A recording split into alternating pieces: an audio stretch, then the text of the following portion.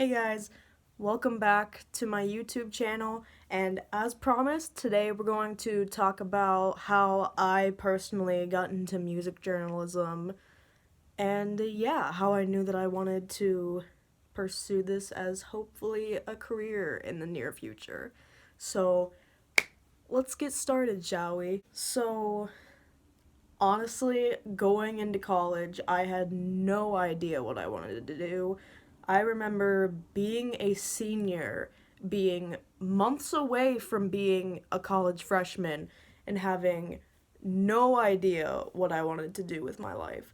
So, I remember I was over at a family friend's house one night, and a family friend's house one night, and I just remember her being like, hey, like, what about journalism? Like, you could maybe travel the world, like, write reviews. Like, it could be really fun.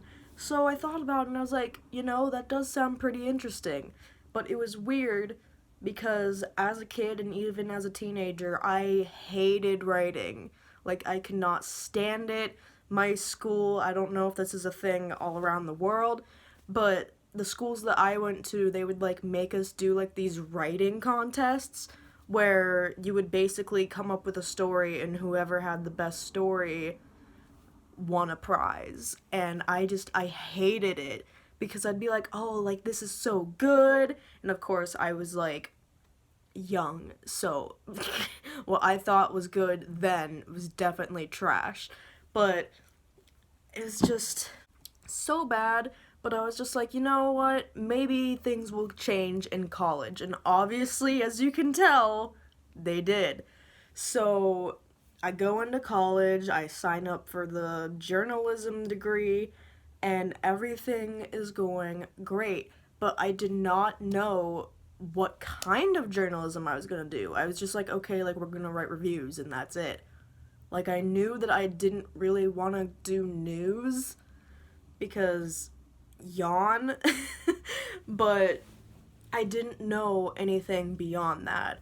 So I just had no idea what I was gonna do. So I'm in college about 2 years and I start writing music reviews. I remember I did a article for class and it was something to do with Panic at the Disco, which, as y'all know, is my favorite band. Still is to this day. And so I did like something to do with Panic at the Disco. I don't exactly remember because it's been like 2 or 3 years, but I remember getting a really good grade on it back, and I'm just like, huh, maybe this is what I want to do. So I started doing more reviews. At first, I was just doing them for like classes in the school newspaper, and eventually, I was just like, maybe this is what I want to do with my life. And I remember like so many people being so supportive of me making a blog and everything. They're just like, oh yeah, do it. Like, that's a great place to start. It's a great way to get like recognized. So I think it was April 2018, I made my blog, Music with Sammy. And she's still up and maybe not thriving, but she's still up to this day. And she's doing her best. We'll just say that. And it was just, it felt right, like when something just like clicks and you're just like, oh, okay, like this is what I want to do for the rest of my life.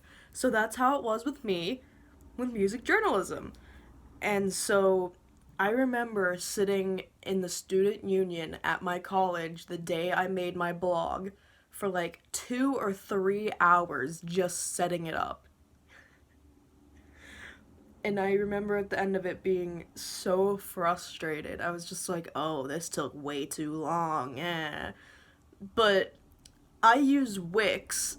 So, for those of you that don't know what that is, it's like a website building website, I guess. And it gives you like templates and stuff. So, this is me making a website with templates.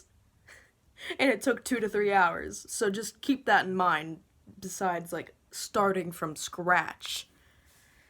So, that took a long time. And from there, I just started posting on there. I started by posting like twice a week, maybe. And then obviously things started picking up, so I had to start posting less. And I also remember my mom, she was like one of my biggest supporters. For those of you that are new here or don't know me personally or whatever. My mom passed away in 2017, and I eventually want to do a video about how she has like helped me come to this point in my life or something along those lines. I want to do a video about her eventually, but she was one of my biggest supporters in this whole music journalism thing. I remember I was really upset one day because I didn't get an interview that was really important to me. And no, it's not Hoodie, because obviously that happened after she passed away. But there was this interview that I really wanted to get and I didn't get it. And I remember thinking to myself, oh, maybe I'm not as good as I think I am at this. So maybe I should reconsider what I'm doing. And she basically said, like, no, like, you need to keep pushing, you need to keep pursuing this, like, this is your dream. And this was before I even started the blog, because she passed away in 2017 and I didn't start until 2018. So this was like in the early stages of my career, I guess you could say. And I just remember her being so supportive. Like, she's like, oh, you're gonna go places, you're going to interview so many great people, you're going to make such a great living off of this. And her support just meant so much to me. And the fact that I don't really have it anymore is disappointing, to say the least. Like, I know that I have people out there that obviously still support me and want to see me go places, but when you lose such a huge amount of support from one person with something like death, or you just don't talk to them anymore, it can be really hard. But she is the whole reason, well, obviously for me too, but I mainly want to get this interview with Hoodie to make her proud, because we bonded through that man so much. And even though it was like only 3 years where we went to go see Hoodie together, that short amount of time, I bonded with her more than I ever could have imagined. And that's saying a lot, because my mom and I were already super close. So the fact that we just bonded even more was just amazing.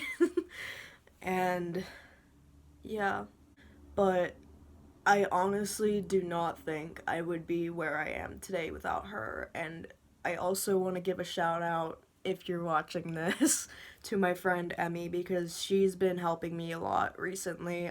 She got me an interview recently, and I'm actually going to go downstairs and do an interview after I film this. So she's been helping me a lot. I actually might have a huge opportunity with her coming up, but I don't want to spoil it just in case it doesn't happen. But she's been helping me a lot, and I really appreciate her. So Emmy, if you're watching this, I love you, Mom. Another shout out, this is just gonna be the shout out section, it's fine. Another shout out to my stepmom, because not only just like with the whole music journalism thing, but just like life in general, she has been there for me when no one else has. And I'm not gonna lie, life's been a little rough lately, but she took me in when things were really bad, and she never gave up on me, and she still hasn't. And as someone that has really bad anxiety and depression, that just it means a lot. So thank you, Stephanie. Love you. um Shout out to just anyone that reads my posts whenever I post, anyone that shares my posts, everyone that's subscribed to this channel. I was not expecting this to be as emotional as it was, Jesus. But just shout out to everyone that's ever supported me, like genuinely supported me, not just supporting me because it's relevant to you or because you think it's gonna make you look good. We're not getting into that. If you know, you know. It means so much to me. And I there was just so many times when I wanted to give up on this, and the fact that I have people that I know support me and want to see me do big things, and there's so many people that were so excited when I thought that I got the hoodie interview. Like that alone, like I got like maybe 30 messages from people just being like, "Oh my god, like you've been working so hard for this." And trust me, 2020, we are getting it. I don't care what it takes. In 2020, I'm going to make sure that I get this interview, whether it's face to face, over the phone, I don't care. I'm getting that interview and I'm manifesting it right now. So, just a big thank you to everybody that's been supporting me since 2018 or even before. I love you guys. I'm just a small town girl that wants to live in a she in the city, but she from a small town. I'm hoping that one day that is me because West Virginia, not many opportunities here. But 2020 is going to be the year for growth. It's going to be the year that we blow up. It's going to be the year that we get the recognition that we deserve. And we're going to be doing mad interviews and we're going to be just getting hella opportunities. I'm putting it out into the world right now, so if the universe could be nice to me for once and give it back, that would be great.